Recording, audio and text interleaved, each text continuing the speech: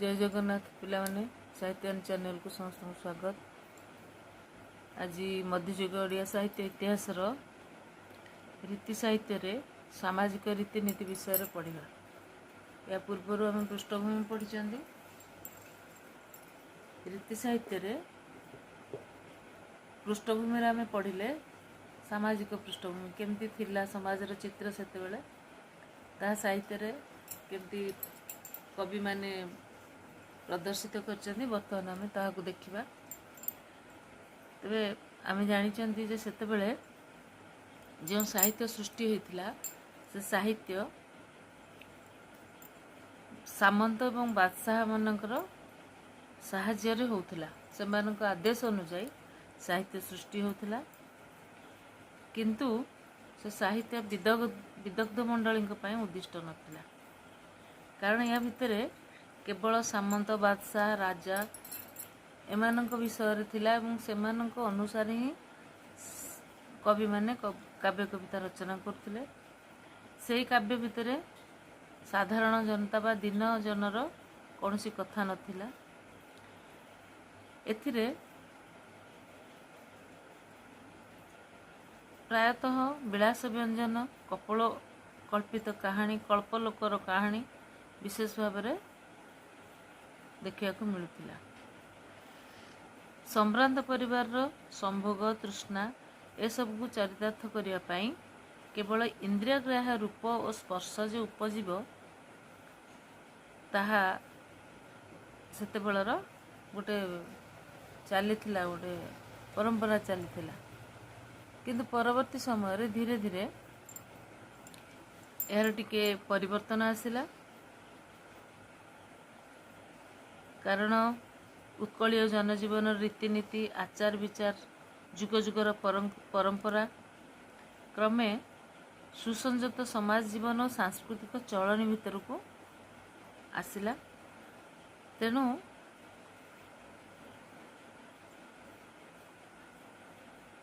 मध्ययुगीय काव्यर भावधारा भितर केवल सामंतवादी चिंताधारा चित्र देखा मिलला ता नुहे, क्रमे साधारण जनतार चित्र मध्य रहिला। प्राथमिक समय सेमती नथिला।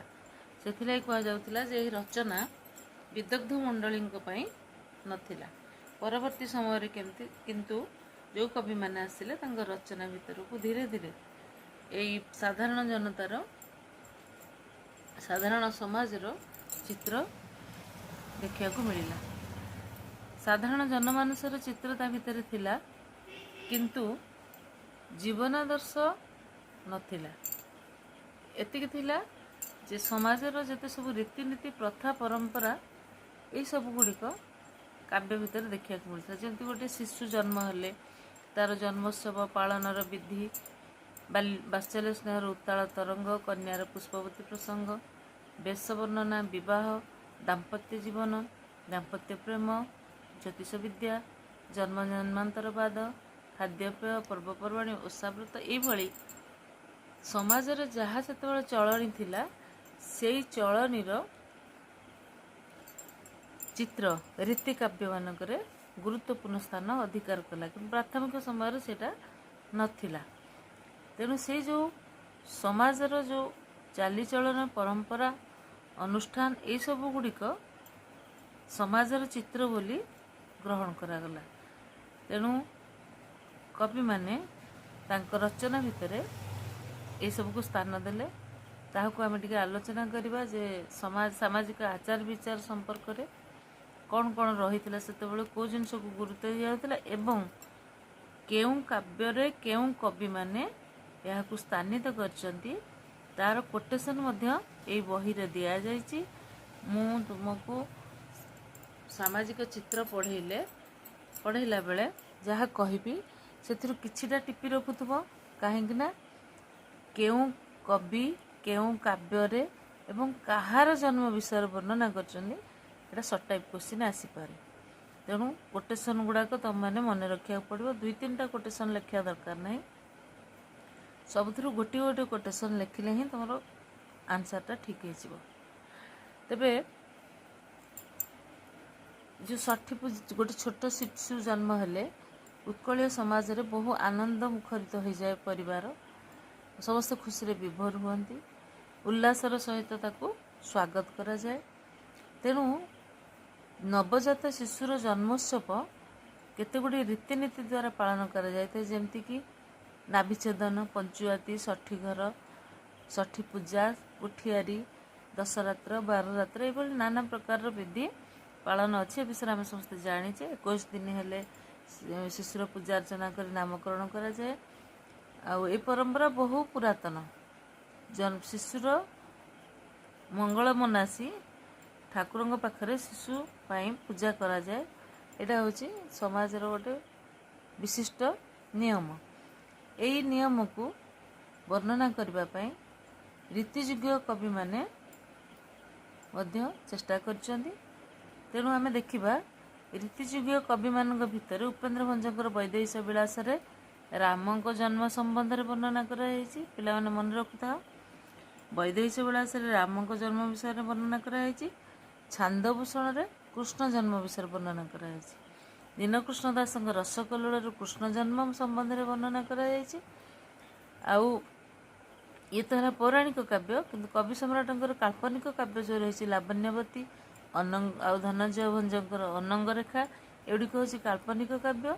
एथिरे मध्य लावण्यवतीर जन्मोत्सव आउ अनंग रेखार जन्मोत्सव विभिन्न रीतिनीति सहकारी केमती पालन करा जायछि ताहाकुथिरे वर्णित हे वर्णना करा जायछि। रसकल्लोल काव्य दीनकृष्ण दास केमती वर्णना करछन्ती उपेन्द्र भंज वैदेही विलास किपरि वर्णना करछन्ती लावण्यवती रे केमती वर्णना हेछि अनंग रेखार केमती वर्णना हेछि से सब गुड़िक ये बही रे प्रति पृष्ठ तार कोटेशन दे दिया पिला सेटा तुम देखिबो एवं आंसर लिखला बेले से गोटे गोटे कोटेशन दब केमती से गोटे छोट शिशु को क्रंदनरत शिशु को गायक गीत गायक मन को तोष करा जाए विभिन्न पदार्थ दे मन को भूलैया चेष्टा करा जाए से विषय वर्णना अच्छी। शिशुर मंगल मनासी तार उज्जवल भविष्य कामना कर देवादेवी निकट में केमती पूजा अर्चना करा जाए। सम्भ्रांत वंशीय कहानी को लेकर रीतिजुगर काव्य साहित्य बहुत वर्णना थिले से शिशु जन्म पालन विधि और लालन पालन ए सबू विषय वर्णना कराई कारण प्रत्येक हिंदू परिवार यहाँ हूँ गोटे आनुष्ठानिक व्रत।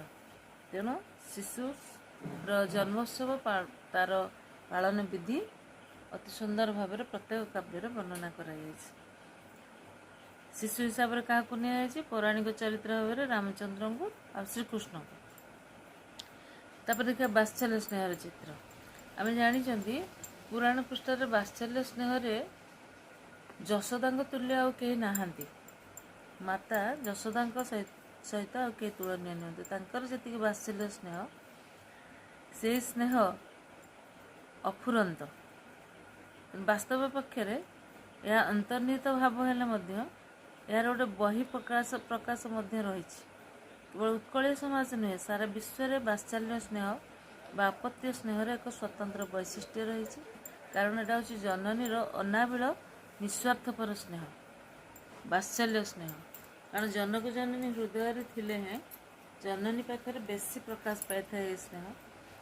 शिशुर परिपालक जनक होता किंतु जननी ता स्नेह ममतार शिशु को मनीष करे शिशु को शुआईदेवा खुआईदेवा कौन स्थान को प्रेरण कला बेले स्नेह भाव में तार विभिन्न दिग को मन पकाइबा एवं तार सुरक्षा पाई चिंता करबा एटा होची गोटे मातार मुख्य लक्ष्य। तेणु से संतानर शुभ मनासी नाना प्रकार देवता पूजा करि थाए व्रत उपवास करे। तेणु रीति काव्य ये जो अपत्य स्नेह यार अपूर्व दिगटी को प्रसंग विभिन्न प्रसंग रे अति सुंदर भाव में वर्णना करा जायछि। यार मात्रा वात्सल्य स्नेहर मात्रा विशेषतः देखा मिले पदावली साहित्य रे। तेबे रीतिजुगर मार्तंडीय कवि माने जो माने हेले उपेन्द्र भंज दीनकृष्ण दास अभिमन्यु सामंत सिंह बलदेव रथ वनमाली दास गोपाल कृष्ण एमानकर काव्य कवितार मातृहृदय जो अनाबिल स्नेहर स्रोत ताहा देखि वर्णित होइछि। जशोदा हृदयर जो व्याकुल स्नेह भाव विशेष भाव में यही कालर साहित्य चित्रित करा जायछि। तेणु बात्सल्य स्नेहर भाव समाज जीवनर अन्यतम दिग को प्रदर्शित करुच्ची। तेणु छांदभूषण रे उपेन्द्र भंज वर्णना कर बात्सल्य स्नेह को। अभिमन्यु सामंत सिंह तांको साहित्य रे बात्सल्य स्नेहर वर्णना कर। कलहंस गोपाल कृष्ण मध्य पदावली साहित्य रे श्रीकृष्णकर वन को जीवाकू जो बाहर जशोदा चाहूना से केमती वनभूमि को न जाऊ। तेणु से तांकर हृदय रे जो भावना आसी से भावना को सुंदर भाव में वर्णना कर। बात्सल्य स्नेहर अनेक उदाहरण रीतिकाव्य भितर देखा मिले। आ गोटे शिशुर गोटे कन्यार ताप्रति बिंदु है गोटे कन्यार पुष्पवती नव पुष्पवती प्रसंग नाना विधि पालन। कन्याटी जितेबले गृहयोग्य होता है सेतेबले ता जीवन अनेक परिवर्तन आसे। तेणु बाल्य चपलता और बाल्यकालर सांगसाथी परित्याग करी से गोटे लज्जाशीलता को कोलाग्रत करे गृहयोग्य हो जाए। गृह बाहर क्रीड़ा करने से जापरे आउ पुष्पवती है घरे नाना प्रकार विधि विधान करा जाए। नारीर शरीर एवं से समय विधि विधान चित्र माने गोटे पुष्पवती नारीर वर्णना एवं से समय विभिन्न विधि विधान चित्र यह रीतिकवि मैंने काव्य स्थानित कर। कारण हिंदू समाज रे तथा ओडिया घरे ओडिया परिवार रे यही शिशु मानकर बात्सल्य स्नेह परी कन्यार ये जो परिवर्तित परिस्थिति को मध्य गुरुत्व दि जाए। तेणु घरे 7 दिन पर्यंत अति आदर रे वर्णना मान से पालन करा जाय थाए। तेणु लावण्यवती काव्य कवि सम्राट उपेन्द्र भंज ए विषय वर्णना कर। कवि सूर्य बलदेव रथ मध्य चंद्रकला काव्य यहाँ वर्णना कर। देखिए नारीर आभूषण और रूप वर्णना। आम जानी नारी मानकर प्रसाधन होची अति प्रिय। विभिन्न अंगरे भिन्न भिन्न आभूषण परिधान करवा नारीर सहजात प्रवृत्ति। दुर्बलता तार मध्य आभूषण प्रति थाए। यही आभूषण परिधान करिवार अभ्यासटी बा जो आग्रहटी संपूर्ण नारी समाजर केवल जे संभ्रांत वंशीय मैंने यहाँ व्यवहार करते नारी मैंने व्यवहार करते नुहे समस्ते एटा समस्त धनी रु गरीब पर्यंत जो मैंने जहाँ को जहाँ मिलला अंगभूषण से परिधान करले। कि विशेष भाव में यही काव्य उत्कलीय सूक्ष्म रुचिबोध वेश विन्यासर परिस्फुटन करने को चाहिए कवि मैंने। तेणु यही क्रम सुंदरी नायिकार वेश वर्णना करने से माने तत्पर नास्ति चेष्टा कर। कारण से समय विलासी व्यसन बुड़ी रोथुवा सामंतवादी समाजर प्रत्येकटी नारी तथा पुरुष आभूषण प्रति दुर्बलता थिला। नारी माने नाना प्रकार अलंकार परिधान करथिले। झीन वस्त्र पिंधुथिले। राजजमा और सामंत युवती मानकर सखी थिले। एमाने साधारण घर युवती हेउनथिले। कारण राजकुमारी बा संभ्रांत श्रेणी नारी मान सहित एमाने जेहेतु अंतपुर रोते एमाने मध्य से भली किछि भल परिवार युवती होतिले। राजकुमार मानकर मध्य सखा थिले जेमति कि मंत्री कुमार साधव कुमार एमान सब नारी माने केसरे तैल लगे देवा कंकतिका साहाଯ୍य कुंडे देवा कंकतिका माने पानिया जुड़ा पारिबा मथारे जाली लगेवा सीमंतर सिंदूर लगे पादर अलता लगे ये जो विभिन्न प्रकार आभूषण ताटंक हंसक मल्लिकड़ी चापसरी केउरु कंकण ये नाना प्रकार अलंकार व्यवहार करथुवा ता वर्णना करा जायछि। एथि जना पड़छि सेतेबेले ए गहना गुड़िक बा ए आभूषण व्यवहार बहुमात्रा रे थिला। तो रीति साहित्य जो वेश वर्णना निहित अच्छे मध्ययुगीय सामंतवादी सम्राट नर नारी मानकर वेश वर्णना ଏହି ବେଶ ବର୍ଣ୍ଣନାରେ ଉତ୍କଳୀୟ ରୁଚି ଏବଂ ସୌନ୍ଦର୍ଯ୍ୟ ପ୍ରକାଶ ପାଉଛି। ନାୟକ ନାୟିକାମାନଙ୍କର ଯେଉଁ ବେଶଭୂଷା ଅଳଙ୍କାର ବିନ୍ୟାସ ତାହା ଉତ୍କଳୀୟ ପରମ୍ପରା ସମ୍ମତ ହୋଇଛି। ଆଉ ଉତ୍କଳୀୟ ରାଣୀମାନଙ୍କର ମଣ୍ଡନ କଳା ସମ୍ବନ୍ଧରେ ମଧ୍ୟ ପ୍ରତ୍ୟକ୍ଷ ଜ୍ଞାନ ପ୍ରକାଶ ପାଇଛି। ରୀତିଯୁଗୀୟ କାବ୍ୟ ନାୟିକାର ବେଶ ବର୍ଣ୍ଣନା କରିବାରେ ଦକ୍ଷିଣ ଭାରତୀୟ ପ୍ରଭାବ ଅତି ସ୍ପଷ୍ଟ ଦେଖିବାକୁ ମିଳେ। ନାରୀର ବେଶ ବିନ୍ୟାସ ହିଁ ନାରୀ ଓ ପୁରୁଷର ମିଳନର କାମନାକୁ ଚିତ୍ତାକର୍ଷକ କରାଏ। ଏଥିପାଇଁ ରୀତି କାବ୍ୟକାରମାନେ ନିଜର କାବ୍ୟରେ ଏହାର ସ୍ୱାତନ୍ତ୍ରତାକୁ ଗ୍ରହଣ କରିଛନ୍ତି। ଯେମିତିକି ଲାବଣ୍ୟବତୀ କାବ୍ୟରେ ଅଙ୍ଗ ଆଭୂଷଣ ବର୍ଣ୍ଣନା କରିଛନ୍ତି କବି। ବିଦଗ୍ଧ ଚିନ୍ତାମଣି କାବ୍ୟରେ ଅଭିମନ୍ୟୁ ସାମନ୍ତ ସିଂହାର ସେହିଭଳି ନାୟକ ନାୟିକାଙ୍କର ବେଶ ବର୍ଣ୍ଣନା କରିଛନ୍ତି। ଅତି ସୁନ୍ଦର ଭାବରେ କେଉଁ ଅଂଶରେ କ'ଣ କ'ଣ ସେମାନେ ବ୍ୟବହାର କରିଛନ୍ତି ଗହଣା ସେ ବିଷୟରେ ମଧ୍ୟ ଏଥିରେ ବର୍ଣ୍ଣିତ ଅଛି।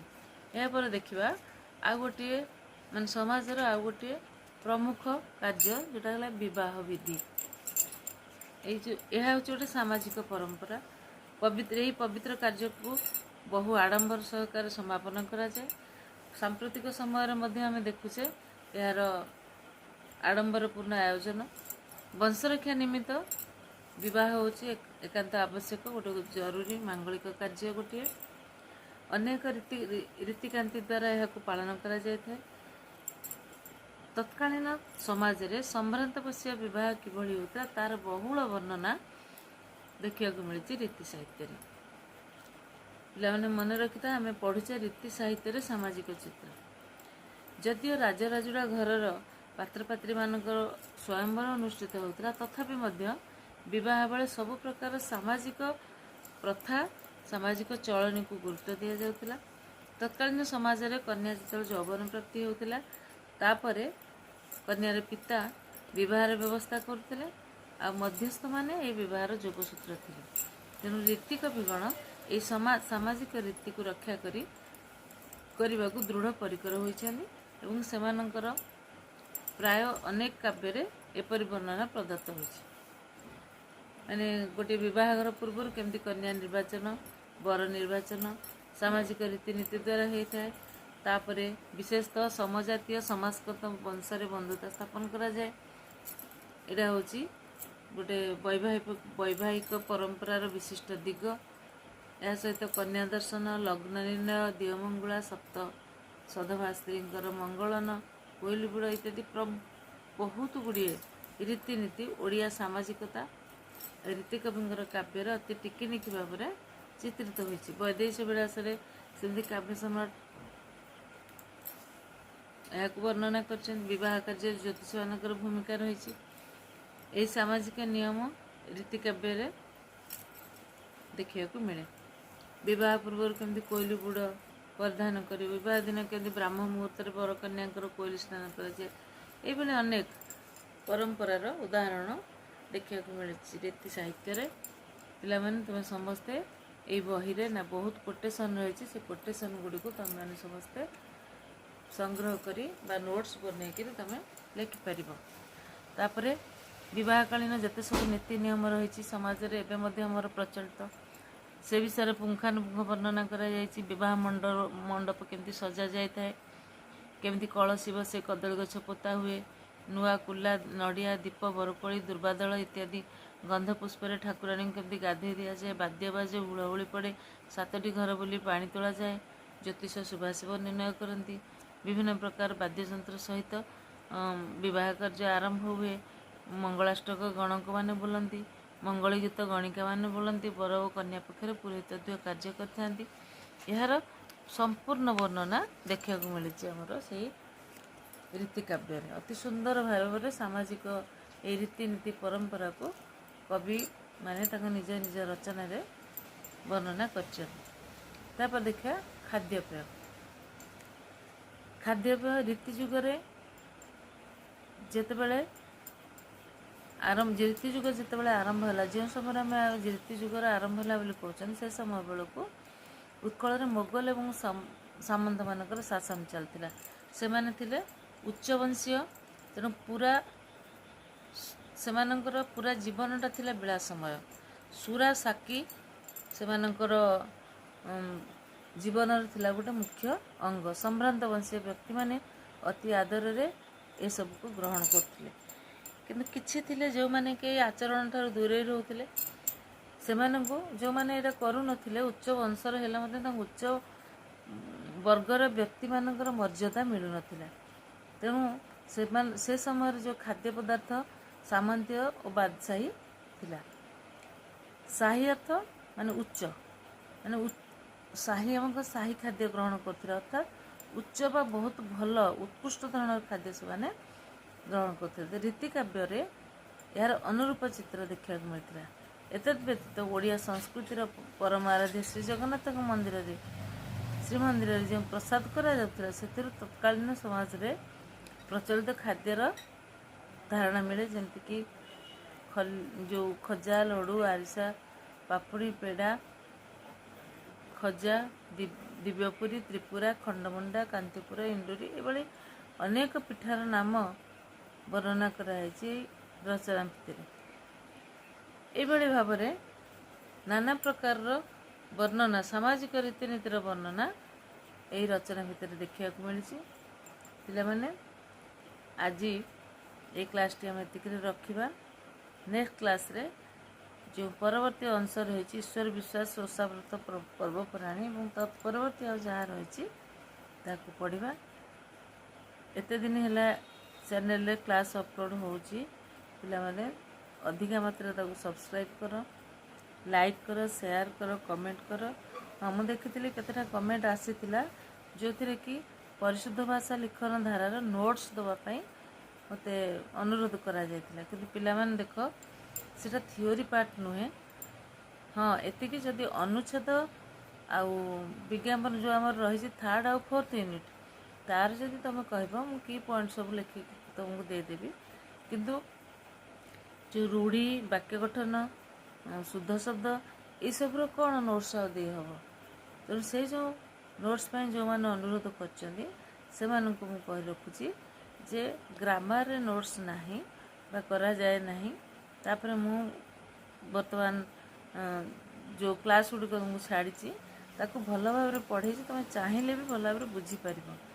ତେଣୁ ତୁମମାନଙ୍କ ରିକ୍ୱେଷ୍ଟକୁ ମୁଁ ରଖିପାରୁନି, କାରଣ ନୋଟ୍ସ ମୁଁ ବନେଇ ନାହିଁ ଆଉ ଗ୍ରାମାର ବୋଲି ମୁଖ୍ୟତଃ ବନେଇ ନାହିଁ। ତାପରେ ମୁଁ ନୋଟ୍ସ କାହାକୁ ଏମିତି ଲିଖିତ ଆକାରରେ ପଠାଏ ନାହିଁ। ପିଲାମାନେ ତୁମେ କ୍ଲାସ୍ କର, କ୍ଲାସ୍ କଲାବେଳେ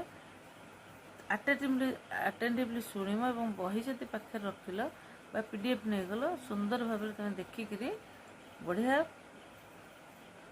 କରିପାରିବ, କ୍ୱେଶ୍ଚିନ୍ ଆନ୍ସର୍ କରିପାରିବ। ରହିଲି ପିଲାମାନେ, ନେକ୍ସଟ କ୍ଲାସ୍ରେ ପୁଣି ପଢ଼ିବାକୁ।